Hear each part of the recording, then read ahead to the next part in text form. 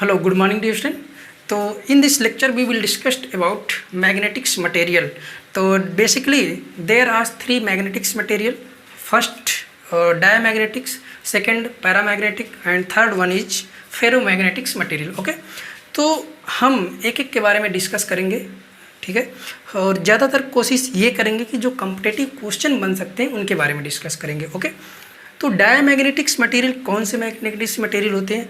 डायमैग्नेटिक्स material वे magnetics material होते हैं जिसको किसी एक्सटर्नल मैग्नेटिक फील्ड में रखने पर वो क्या होते हैं, मैग्नेटिक फील्ड की अपोजिट डायरेक्शन में क्या कर दिए जाते हैं, रिपेल्ड कर दिए जाते हैं. ठीक है, वो आपके क्या होते हैं, डायमैग्नेटिक्स मटेरियल होते हैं. डायमैग्नेटिक्स मटेरियल जैसे आपका कापर है, कापर आपका कई बार कॉम्पिटिटिव एग्जाम में पूछा जा चुका है. ये क्वेश्चन सीधे आपको दे दिया है, कापर है. ठीक है, कापर कैसा मैग्नेटिक्स मटेरियल है, डायमैग्नेटिक है, फेरोमैग्नेटिक, पैरामैग्नेटिक है या एंटी फेरोमैग्नेटिक्स मटेरियल है. ओके, तो इसमें देखिए आगे आपसे क्वेश्चन क्या बन सकते हैं, जैसे आपका AU है, ठीक है, SB है, ठीक है, और AG है. इनको आगे आपसे कंपटीशन में क्वेश्चन बना सकता है कि जो आपका सिल्वर है या गोल्ड है वो किस टाइप का मटेरियल है, डाया है, पैरा है, फेरो है.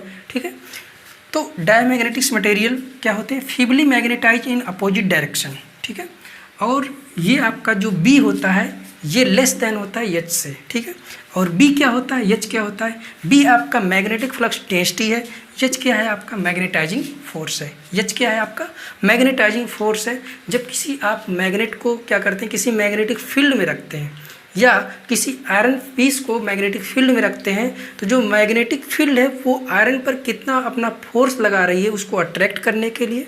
ठीक है, वो आपका मैग्नेटाइजिंग फोर्स होता है. B आपकी क्या है, मैग्नेटिक फ्लक्स डेंसिटी. जैसे आपके पास कोई मैग्नेटिक फ्लक्स है उसमें कितनी नंबर ऑफ लाइंस हैं, जितनी नंबर ऑफ लाइंस होंगी, जितनी नंबर ऑफ लाइंस ज़्यादा होंगी, मैग्नेटिक फ्लक्स डेंसिटी जो है उतनी वहाँ पर ज़्यादा होगी. ओके, नेक्स्ट आपका है जाइयम.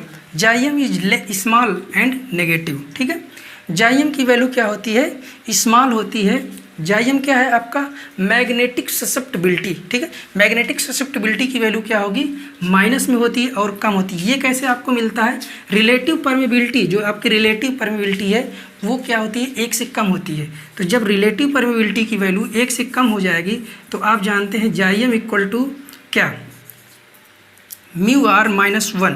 अगर इसकी वैल्यू 1 से कम हो गई, 1 से कम होने का मतलब अगर कुछ भी रख दीजिए आप, मान लीजिए 0 पॉइंट समथिंग, तो आपको इसकी वैल्यू किस में मिलेगी, नेगेटिव में मिलेगी. तो यहाँ से हम ये कहते हैं कि जो आपकी रिलेटिव परमेबिलिटी है इसकी वैल्यू 1 से लेस होने की वजह से क्या होता है, जो आपका मैग्नेटिक ससेप्टिबिलिटी है उसकी वैल्यू क्या होगी, कम होगी और वो नेगेटिव में होगी. ओके, तो देखिए यहाँ पर आपका क्या है, मैग्नेटिक परमेबिलिटी है, मैग्नेटिक ससेप्टिबिलिटी है.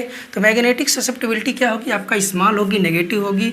रिलेटिव परमेबिलिटी क्या होगी आपकी, 1 से कम होगी. आपसे ऑब्जेक्टिव क्वेश्चन बनाएगा, पूछेगा कि आपका इसमें से अगर आपसे कह दिया 0.9991 ये आपका कैसा मैग्नेटिक्स मटेरियल को रिप्रेजेंट कर रहा है, तब आप टोटली कंफ्यूज हो जाएंगे. तो इसको आप क्या कहेंगे कि ये डायमैग्नेटिक्स मटेरियल को रिप्रेजेंट कर रहा है. ओके, और नो इफेक्ट ऑफ टेम्परेचर. तो जो डायमैग्नेटिक्स मटेरियल होते हैं, ठीक है, जो डायमैग्नेटिक्स मटेरियल होते हैं इन पर टेम्परेचर का कोई विशेष इफेक्ट नहीं पड़ता है. ठीक है, ये आपके सॉलिड, लिक्विड और गैस तीनों स्टेट में पाए जाते हैं. जो डायमैग्नेटिक्स मटेरियल हैं सॉलिड, लिक्विड, गैस तीनों स्टेट में आपके पाए जाते हैं. कापर इसका बेस्ट एग्जाम्पल है, और आपका EU, AG, SB और आपका मरकरी, पानी, ठीक है, नमक, air, H2, hydrogen, nitrogen gas, ठीक है, हीलियम, आर्गन, क्रिप्टॉन, जिनान, ये क्या है, डायमैग्नेटिक्स मटेरियल के एग्जाम्पल हैं. ओके, तो डायमैग्नेटिक्स मटेरियल में जो मेन बातें आपको ध्यान रखनी है, एक तो मैग्नेटिक ससेप्टिबिलिटी और एक आपका रिलेटिव परमेबिलिटी, और तीसरा पॉइंट आपका जो मैग्नेटाइजिंग फोर्स है वो हमेशा ज़्यादा होता है किससे, मैग्नेटिक फ्लक्स डेंसिटी से. ओके, एग्जाम्पल में कुछ एग्जाम्पल आपको ध्यान रखना, जैसे सबसे ज़्यादा आपको केयर करना है कापर पर. ठीक है, और आने वाले जो नए क्वेश्चन बन सकते हैं वो आपका सिल्वर और गोल्ड पर भी बन सकता है, कि आपसे ऑप्शन में दे देगा कि जो सिल्वर है या गोल्ड है वो आपका कैसा मैग्नेटिक्स मटेरियल है. ओके, इसके बाद हम बात करते हैं किसके बारे में, पैरामैग्नेटिक्स मटेरियल के बारे में। ठीक है, तो पैरामैग्नेटिक्स मटेरियल वे मैग्नेटिक्स मटेरियल होते हैं जिनको मैग्नेटिक फील्ड में रखने पर वो क्या हो जाते हैं, हल्का सा मैग्नेटाइज हो जाते हैं। ठीक है, या मैग्नेटिक फील्ड की डायरेक्शन की तरफ वो अट्रैक्ट कर लिए जाते हैं। ठीक है, परमानेंट मैग्नेटिक मटेरियल पैरामैग्नेटिक्स मटेरियल वे मैग्नेटिक्स मटेरियल हैं मैग्नेटाइज इन मैग्नेटिक फील्ड। ठीक है, किसी मैग्नेटिक फील्ड में रखने पर वो क्या हो जाते हैं, मैग्नेटाइज हो जाते हैं। ठीक है, बहुत ज़्यादा क्वांटिटी में नहीं, थोड़ी क्वांटिटी में। तो देखिए यहाँ पर आपका जो बी है मैग्नेटिक फ्लक्स डेंसिटी वो एच से क्या होता है, ग्रेटर होता है। ठीक है, और जाइम जो आपका क्या है मैग्नेटिक ससेप्टिबिलिटी ये आपका स्मॉल होता है, लेकिन ये इसकी वैल्यू किस में आती है, प्लस में मिलती है। ठीक है, तो यहाँ पर आप क्या कहेंगे कि म्यू आर की वैल्यू ग्रेटर दैन 1 होगी। ठीक है, म्यू की वैल्यू ग्रेटर दैन 1 होगी। एक क्वेश्चन आपसे कहीं पूछा गया था किसी कॉम्पिटिटिव एग्जाम में कि आपको दिया था म्यू आर की वैल्यू 100 है, तो वो कैसा मैग्नेटिक्स मटेरियल है। ठीक है, तो देखिए इसका जो जाइम है ये आपका क्या होगा, ये आपका स्मॉल होगा लेकिन पॉजिटिव होगा। तो पॉजिटिव होने की वजह से जब आपका पॉजिटिव होगा तो रिलेटिव परमेबिलिटी क्या होगी, आपकी ग्रेटर दैन 1 मिलेगी। रिलेटिव परमेबिलिटी क्या मिलेगी, ग्रेटर दैन 1 मिलेगी। और इसका टेम्परेचर पर क्या इफेक्ट पड़ेगा, टेम्परेचर जो आपका अगर कम हो रहा है तो मैग्नेटिक ससेप्टिबिलिटी क्या होगी, बढ़ेगी। किसी भी मैग्नेटिक मटेरियल की क्या प्रॉपर्टी होती है कि अगर टेम्परेचर कम होगा तो मैग्नेटिक ससेप्टिबिलिटी क्या होगी, ज़्यादा होगी। ठीक है, फाउंड इन सॉलिड, लिक्विड और गैस, ये तीनों स्टेट में भी पाए जाते हैं। ठीक है, जैसे आप देखते हैं कि कुछ यू आकार की नली है, उसमें कुछ मैग्नेटिक्स मटेरियल भर दिए और यहाँ पे आपने क्या लगाया, मैग्नेटिक फील्ड लगाया, तो ये क्या होते हैं, इधर की तरफ भरने लगते हैं। ठीक है, यहाँ आपने लगाया तो ये ऊपर की तरफ चढ़ने लगते हैं। कई बार ये धक्का देकर दूसरी नली में ऊपर की तरफ रिपेल किए जाते हैं। तो जो ऊपर की तरफ जाते हैं वो आपका डायमैग्नेटिक्स में होता है, जो इस तरफ आपके भरने लगते हैं, इस तरफ ऊंचाई पे चढ़ने लगते हैं, वो आपका होता है पैरामैग्नेटिक्स। जिसमें बहुत तेज़ी से आपका चढ़ने लगता है उसको आप कहते हैं फेरोमैग्नेटिक्स। ओके, तो ये आपका सॉलिड, लिक्विड, गैस तीनों स्टेट में पाया जाता है। जैसे आपका platinum, aluminium, chromium, sodium, magnesium और आपका CuCl। ठीक है, ये कुछ आपके एग्जाम्पल हैं जो पैरामैग्नेटिक्स मटेरियल के एग्जाम्पल में आते हैं। ठीक है, एक क्वेश्चन आपसे ऐसे पूछता है कि अगर कोई जो है कि पैरामैग्नेटिक्स मटेरियल, जैसे ये आपका पैरामैग्नेटिक्स मटेरियल है, अगर above Curie temperature paramagnetics material behave किस तरीके का बिहेव करेगा, क्यूरी टेम्परेचर से ऊपर आपका पैरामैग्नेटिक्स मटेरियल किस तरीके से बिहेव करेगा। ठीक है, और आपसे क्वेश्चन ये पूछता है कि जो फेरोमैग्नेटिक्स मटेरियल है वो क्यूरी टेम्परेचर से ऊपर किस तरीके से बिहेव करता है। ओके, तो इस तरीके से आपके यहाँ से कुछ क्वेश्चन बनते हैं। सबसे जो मोस्ट इम्पॉर्टेंट क्वेश्चन बनते हैं वो रिलेटिव परमेबिलिटी और आपका मैग्नेटिक ससेप्टिबिलिटी से बनते हैं। इसके बाद है आपका फेरोमैग्नेटिक्स मटेरियल। ठीक है, क्या है, फेरोमैग्नेटिक्स मटेरियल।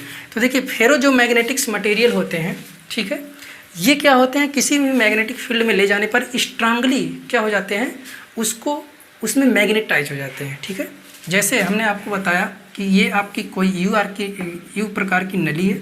ठीक है, यहाँ पर आपने क्या लगाया, मैग्नेटिक फील्ड लगाया और इसमें क्या किया आपने, यहाँ तक कोई इसमें से जैसे आपका निकिल है, कोबाल्ट है, फेरस है, ये आपके फेरोमैग्नेटिक्स मटेरियल के एग्जाम्पल होते हैं। ठीक है, इसमें आपने क्या किया, फिल कर दिया। तो इसमें जैसे आपने मैग्नेटिक फील्ड यहाँ पर लगाई तो ये क्या होता है, ये आपका लेवल अगर यहाँ तक भरा हुआ है तो ये क्या हो जाएगा, ऊपर चढ़ जाएगा। इस साइड जो ऊपर चढ़ेगा लिक्विड वो बहुत तेज़ी के साथ चढ़ेगा। ओके, तो फेरोमैग्नेटिक्स मटेरियल वे मैग्नेटिक्स मटेरियल होते हैं जिनको मैग्नेटिक फील्ड में रखने पर बहुत तेज़ी से क्या हो जाते हैं, उसमें मैग्नेटाइज हो जाते हैं। ठीक है, ये आपके फाउंड इन किसमें, क्रिस्टलाइन सॉलिड। ठीक है, सॉलिड जो क्रिस्टलाइन होते हैं उसमें आपके पाए जाते हैं। इसके एग्जाम्पल है निकिल है, कोबाल्ट है, फेरस है। ठीक है, और जो इसमें आपकी बी की वैल्यू होती है। ठीक है, इसमें आपने कहा कि जो बी मैग्नेटिक फ्लक्स डेंसिटी है इसमें ग्रेटर देन एच होती है, इसमें क्या होती है, greater and greater than H होती है। ठीक है, और जो इसमें मैग्नेटिक ससेप्टिबिलिटी है जाइम, ये ग्रेटर देन 1 होती है तो म्यू आर की वैल्यू भी क्या होगी, ग्रेटर देन 1 होगी। तो ऐसे में आपसे ये कह सकता है कि जो हमने आपसे कहा था कि अगर म्यू आर की वैल्यू 100 है तो किस मैग्नेटिक्स मटेरियल के अंदर आएगा, ठीक है।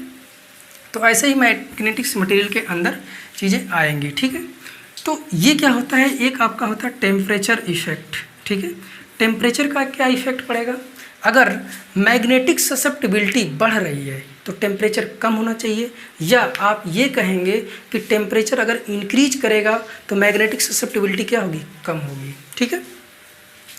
तो अगर क्वेश्चन ये पूछता है आपसे कि जो क्यूरी टेम्परेचर होता है, ठीक है, क्यूरी टेम्परेचर एवं क्यूरी टेम्परेचर फेरोमैग्नेटिक्स मटेरियल बिहेव, किस तरीके से बिहेव करेगा, वो आपका डायमैग्नेटिक्स करेगा, पैरामैग्नेटिक्स करेगा। तो जो फेरोमैग्नेटिक्स मटेरियल है वो क्यूरी टेम्परेचर से ऊपर आपका कैसे बिहेव करता है, पैरामैग्नेटिक्स के तरीके बिहेव करता है, ओके। अगर आपके पास कोई पैरामैग्नेटिक्स मटेरियल है वो क्यूरी टेम्परेचर से ऊपर किस तरीके से बिहेव करेगा, डायमैग्नेटिक्स मटेरियल की तरीके बिहेव करेगा। तो इसमें कुछ चीज़ें ध्यान रखने योग्य है, जैसे ये आपका ये पॉइंट हो गया, 2 पॉइंट हो गया, 3 पॉइंट हो गया, और ये पॉइंट नंबर 5 हो गया। पॉइंट नंबर 4, क्यूरी टेम्परेचर का effect on ferromagnetics material and paramagnetics material, okay. तो अब जो है कि हम इससे रिलेटेड कुछ जो है कि ऑब्जेक्टिव क्वेश्चन भी आपको बताएंगे जो आपके एग्जाम के पॉइंट ऑफ व्यू से बेहद इंपॉर्टेंट है, ओके।